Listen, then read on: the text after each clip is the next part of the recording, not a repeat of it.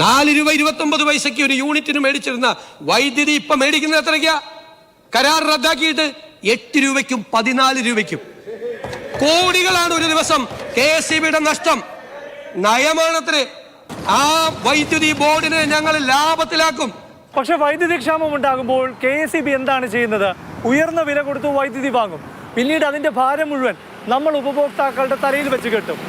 മുഖ്യമന്ത്രി പറഞ്ഞതുപോലെ KSEBയെ ലാഭത്തിലാക്കണമെങ്കിൽ കെടുകാര്യസ്ഥത ഇല്ലാതാക്കണം. അതിൽ ഒരു കെടുകാര്യസ്ഥത മാതൃഭൂമി ന്യൂസ് തുറന്നു കാട്ടുകയാണ്. മഴ കുറഞ്ഞതുകൊണ്ടും എൽനിനോ പ്രതിഭാസം കാരണം രാജ്യത്ത് ചൂട് കൂടിയതിനാലും സംസ്ഥാനത്ത് ഇപ്പോൾ വൈദ്യുതി പ്രതിസന്ധിയാണല്ലോ. അതിനാൽ 2026 ഡിസംബർ 31 വരെ ഉയർന്ന വിലയ്ക്ക് വൈദ്യുതി വാങ്ങാൻ അനുമതി നൽകണമെന്നാവശ്യപ്പെട്ട് വൈദ്യുതി ബോർഡ് സംസ്ഥാന റെഗുലേറ്ററി കമ്മീഷന് ഒരു അപേക്ഷ നൽകിയിട്ടുണ്ട്.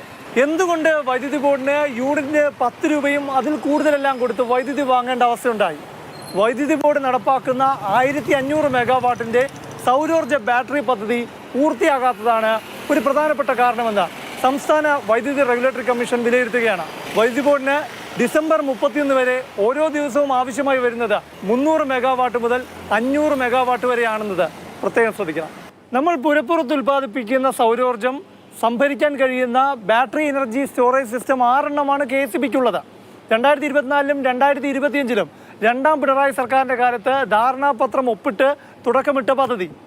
KSEBക്ക് വലിയ മുതൽ മുടക്കില്ലാത്ത പദ്ധതികളാണ്. KSEB ആദ്യ കരാർ ഒപ്പിട്ടത് 2024 സെപ്റ്റംബറിലാണ്. സൗരോർജ്ജ കോർപ്പറേഷൻ രാജസ്ഥാനിൽ സ്ഥാപിക്കുന്ന battery energy storage plant 500 megawatt നമുക്ക് കിട്ടേണ്ട പദ്ധതിയാണ്. കരാർ പ്രകാരം സെപ്റ്റംബർ 27-ന് പൂർത്തിയാകേണ്ടതാണ്. പക്ഷേ പൂർത്തിയാകില്ല. കേരളത്തിൽ സ്ഥാപിക്കുന്ന മറ്റ് 5 ബാറ്ററി സ്റ്റോറേജ് പദ്ധതികൾ 2025 ഏപ്രിൽ ജൂലൈ മാസങ്ങളിലായി കരാർ ഒപ്പിട്ടതാണ്. കണ്ണൂരിലെ ശ്രീകണ്ഠാപുരത്ത് 500 മെഗാവാട്ട്, കാസർകോട്ടെ മുള്ളേരിയിൽ 60 മെഗാവാട്ട്, മൈലാട്ടിയിൽ 500 മെഗാവാട്ട്, മലപ്പുറത്തെ അരീക്കോട് 120 മെഗാവാട്ട്, തിരുവനന്തപുരത്തെ പോത്തങ്കോട് 160 മെഗാവാട്ട്.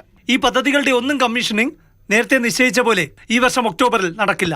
ഓരോ ബാറ്ററി സ്റ്റോറേജ് പദ്ധതിയുടെയും പ്രവൃത്തി പുരോഗതി നിരീക്ഷിക്കാനായി വൈദ്യുതി ബോർഡ് ഒരു ഉദ്യോഗസ്ഥനെല്ലാം ചുമതലപ്പെടുത്തിയിട്ടുണ്ട്. പക്ഷേ ഹിയറിംഗിനായി റെഗുലേറ്ററി കമ്മീഷന് മുൻപാകെ എത്തുന്ന വൈദ്യുതി ബോർഡ് ഉദ്യോഗസ്ഥരോട് 6 ബാറ്ററി സ്റ്റോറേജ് പദ്ധതിയുടെയും നിലവിലെ അവസ്ഥ എന്താണെന്ന് കമ്മീഷൻ ചോദിക്കുമ്പോൾ ഒരു വിവരവും നൽകാനാകുന്നില്ല. മൈലാട്ടി ബാറ്ററി സ്റ്റോറേജ് പദ്ധതി മാത്രം ഈ വർഷം പൂർത്തിയാകുമെന്നേ ഇപ്പോൾ KSEB വൃത്തങ്ങൾക്ക് പറയാനാകുന്നുള്ളൂ. KSEBക്ക് പൊതുവെ വൈദ്യുതി വാങ്ങൽ കരാറുകളോടാണല്ലോ താല്പര്യം. അതുകൊണ്ട് തന്നെ ഈ ബാറ്ററി സ്റ്റോറേജ് പദ്ധതി നടപ്പാക്കുന്നതിൽ വലിയ താല്പര്യമെടുക്കാതെ ഉഴപ്പി എന്ന് പറയുന്നതാണ് ശരി. ഈ അവസരം വൻകിട സ്വകാര്യ കമ്പനി ഉപയോഗപ്പെടുത്തിയെന്നാണ് വിശ്വസനീയ കേന്ദ്രങ്ങളിൽ നിന്ന് ലഭിക്കുന്ന വിവരം. നമ്മുടെ പദ്ധതിക്കായി ചൈനയിൽ നിന്നെത്തിയ ബാറ്ററി അവർ നൈസായി കൊണ്ടുപോയി മറ്റ് സംസ്ഥാനത്തിലേക്ക്. ഇനി പുതിയ വൈദ്യുതി മന്ത്രിയോടാണ്. നമ്മൾ പകൽ ഉൽപ്പാദിപ്പിക്കുന്ന 1500 മെഗാവാട്ട് സൗരോർജ്ജം രാത്രി വൈദ്യുതി ക്ഷാമം ഉള്ളപ്പോൾ ഉപയോഗിക്കാൻ കഴിയുന്നതാണ് ഈ 6 പദ്ധതികളും. വീട്ടിൽ വൈദ്യുതി വെച്ചിട്ട് നാട്ടിൽ തേടി നടപ്പൂ എന്ന് പറയുന്നത് പോലെയാണിത്. KSEBയുടെ വൈദ്യുതി വാങ്ങൽ താല്പര്യവും കെടുകാര്യസ്ഥതയും പരിശോധിക്കുക തന്നെ വേണം. ക്യാമറമാൻ അനൂപിനൊപ്പം പ്രശാന്ത് കൃഷ്ണ, മാതൃഭൂമി ന്യൂസ്, തിരുവനന്തപുരം.